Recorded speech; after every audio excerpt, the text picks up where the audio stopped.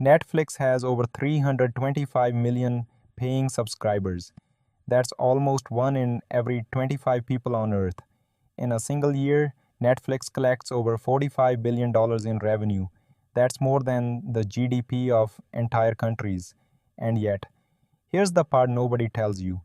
Every single show you watch on Netflix, it's not a show, it's an asset, a financial asset, sitting on a balance sheet, right next to buildings and equipment.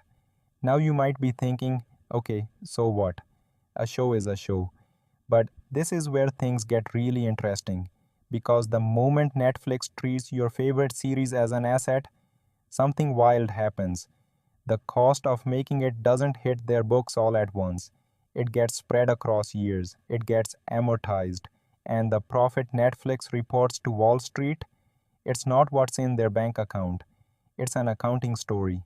You see, Netflix is not really a streaming company. Netflix is the world's largest content debt machine. They borrow billions to make shows. They turn those shows into balance sheet assets. They stretch the cost over time, and when the numbers get tight, they squeeze, password crackdown, ad tier, price hikes, canceled shows. None of that was a creative decision. It was all financial engineering. So in this video, we're going on a journey through the real machine inside Netflix. We're going to follow the money from the $15 you pay every month, to the shows you binge, to the $13 billion of debt sitting on their books. And by the end, you'll understand something most Netflix viewers will never figure out: why your favorite show really got cancelled. Let us begin. To understand the machine, you have to go back to the year 2011, a year that almost ended Netflix. Now picture this. Reed Hastings is the CEO. Netflix has 23 million subscribers. The company is a Wall Street darling. The stock is flying. And Reed is nervous because Reed sees something everyone else is missing. DVDs are dying fast. Within a decade, nobody will rent a disc. Streaming is the future. And Netflix right now is a DVD company with a streaming side hustle. So Reed makes a decision that nearly destroys him. He splits Netflix into two companies. The streaming business stays as Netflix. The DVD business becomes Quickster. Yeah, Quickster. He announces it to the world, and the world loses its mind.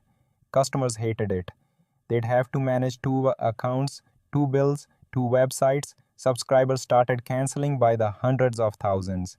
The stock crashed by almost 80%. Reed went on late night TV to apologize. It was, by every measure, a disaster. Most CEOs would have retreated. Reed did the opposite. He killed Quickster, folded it back in, and then he doubled down on streaming even harder. But here's the thing. Here's where the machine really starts. Reed had just learned a brutal lesson.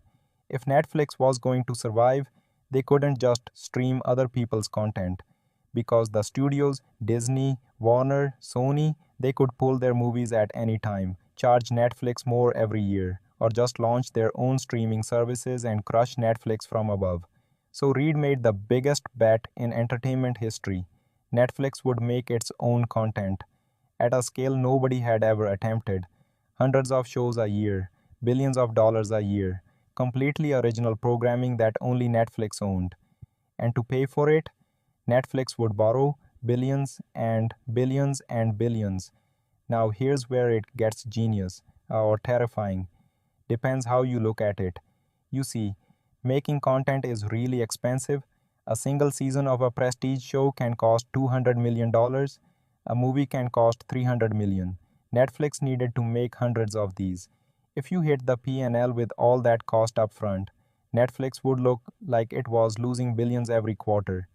The stock would collapse, the debt would dry up, so Reed and his finance team found a solution. They'd use an accounting rule that would let them treat every show as an asset. And that single choice built the machine we are going to break open next. Okay, let us slow down because this part is the whole video. When a company spends money, there are two ways to handle it on the books. Option 1, you expense it, the cost hits the P&L immediately. Money goes out, profit goes down, done. Option 2, you capitalize it. You treat the cost as an asset, something you own. and then you spread the cost across the years you expect to use that asset. Think about a factory. If Ford spends $1 billion building a factory, they don't report a $1 billion loss that year. That would be crazy. The factory will make cars for decades. So Ford capitalizes the factory. It sits on the balance sheet as an asset, and each year, a slice of the cost gets amortized onto the P&L. Now here's Reed Hastings' genius move. Netflix convinced the accounting world that shows work the same way. Every time Netflix spends $100 million on a show, it's not treated as an expense, it's a content asset. It sits on the balance sheet, and the cost gets spread across the years Netflix expects people to watch it. And they don't spread it evenly. Netflix uses something called an accelerated amortization curve. Most of the cost hits in the first few months after release, because that's when viewership is highest. Then it tapers off year after year, which sounds technical, but stay with us, because this is the dinner party reveal. In 2025 alone, Netflix spent about $17 billion in cash on content. That money actually left the building, but on their P&L, the content cost they reported was only about 16.4 billion. See the gap? Hundreds of millions of dollars in real money flew out of Netflix's accounts, but the expense on paper was smaller because most of that cash is now sitting on the balance sheet as an asset, ready to be drip fed onto the P&L over the next few years. And this is where things start to get wild. Let's walk through one specific show. We'll call it Mindstream, a fictional example, but the math is exactly how Netflix works. Imagine Netflix spends $200 million making 4 seasons of Mindstream. The cash is gone, writers paid, actors paid, sets built, post production finished. In the old Hollywood model, that 200 million would hit the P&L the year the show was made. Huge loss, ugly quarter. But Netflix doesn't play by those rules. Netflix capitalizes the whole 200 million as a content asset. It sits on the balance sheet, and Netflix then amortizes it, spreading the cost across 4 years. Year 1, they book around 90 million as an expense because that's when viewership is highest. Year 2, around 50 million. Year 3, around 35 million. Year 4, the remaining 25 million.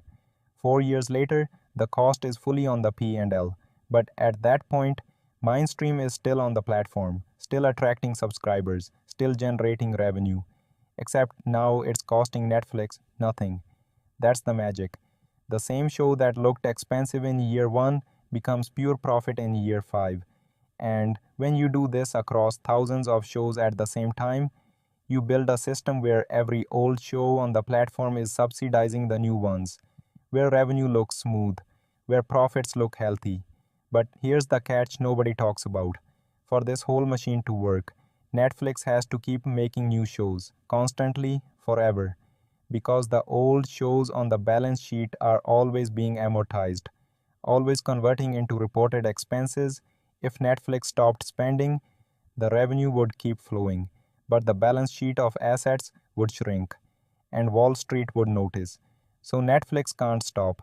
They have to keep borrowing, keep spending, keep feeding the machine, which brings us to the debt. As of the end of 2025, Netflix carried around $13.5 billion in long-term debt, plus another $21 billion in content obligations, deals already signed, shows already greenlit, money that must eventually go out. $34 billion in commitments, built on an accounting rule. That's the real Netflix. For years, this whole system worked beautifully. Interest rates were near zero. Netflix could borrow cheap. Wall Street celebrated every new subscriber. The stock went from $8 in 2012 to nearly $700 in 2021. Then the world changed. Interest rates climbed, subscriber growth slowed. In April 2022, Netflix reported something they'd never reported before. They lost subscribers, just 200,000. But the market reacted like the sky was falling. The stock dropped 35% in a single day. Why such a violent reaction? Because Wall Street finally looked past the profit number and saw the machine underneath. They saw the 13 billion in debt, the 21 billion in content obligations, the 17 billion in cash leaving every year to feed the amortization engine. And they asked one question: what happens if Netflix can't grow anymore? That question triggered everything that came next. Remember the password crackdown? In 2023, Netflix announced that sharing your password with someone outside your home would cost extra. Users were furious, memes flew, people threatened to quit. But Netflix did it anyway. Why? Because the machine needed feeding. Every shared password was a person using Netflix without paying. Converting those users into paying subscribers meant new cash. New cash meant debt service. Debt service meant the amortization engine kept running. Then came the ad tier.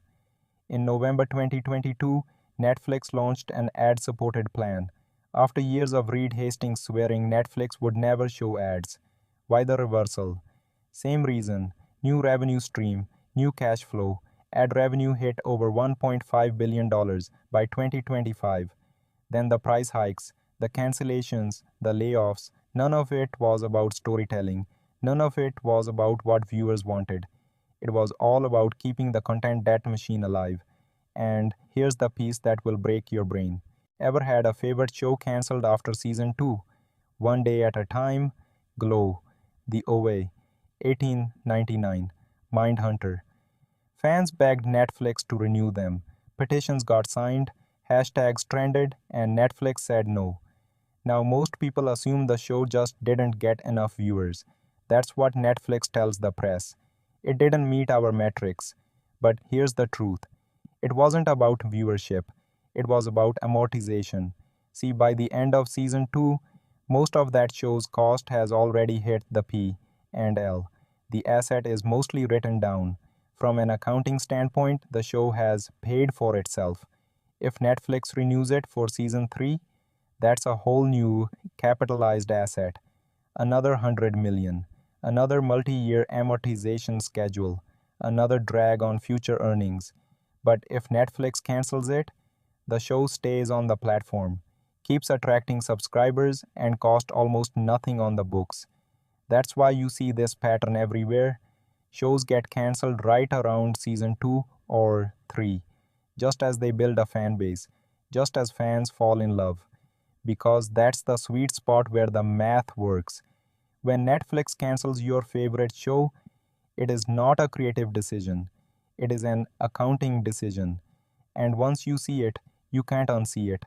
Now, think about your own wallet for a second. You pay Netflix $15 a month. Maybe you pay $22 for the premium tier. Over a year, that's roughly $180 to $260. Let us break down where it actually goes. For every dollar you pay, roughly 60 to 70 cents gets spent on content. But that content spend is split between new shows you might watch and old shows already being amortized. Another 10 to 15 cents covers marketing. Another 10 cents is pure debt service, paying interest on those senior notes. What's left, about 10 cents per dollar, is Netflix's actual profit. So of that $15 you paid this month, only about $1.50 is profit for Netflix. Maybe $4 is paying for things you'll never watch. And a sliver is literally paying interest on bonds issued to Wall Street lenders. You're not just a viewer. You're a tiny investor in the world's largest content debt machine. So here we are. Let us trace the full money trail one more time. You pay $15. It hits Netflix's bank account. Netflix uses that cash plus billions in borrowed money to fund new shows. Those shows get capitalized as assets. The assets get amortized over years. The P&L shows a healthy profit. Wall Street stays happy. The stock stays up. The cycle continues. And in the middle of it all, your favorite show gets cancelled at the exact moment it starts to matter to you. Not because nobody watched, because the math said so. Now here's the question worth thinking about. Netflix just announced an $82 billion deal to acquire Warner Bros. Discovery. If that deal closes, the machine gets bigger, the content library triples, the debt doubles, and millions more subscribers get pulled into the same accounting loop. Can the machine keep running forever? Or is there a point where the amortization curve finally breaks? That's the question Reed Hastings, Ted Sarandos, and every Netflix executive is trying to answer right now. One thing is certain: the show you watch tonight is not a show. It's an asset, it's a number, it's a line on a balance sheet. And now, you know how the whole machine really works. If this helped you see Netflix in a completely new way, hit that subscribe button. We're Magnifico Mint. Follow the money, see the system, and I will see you in the next one.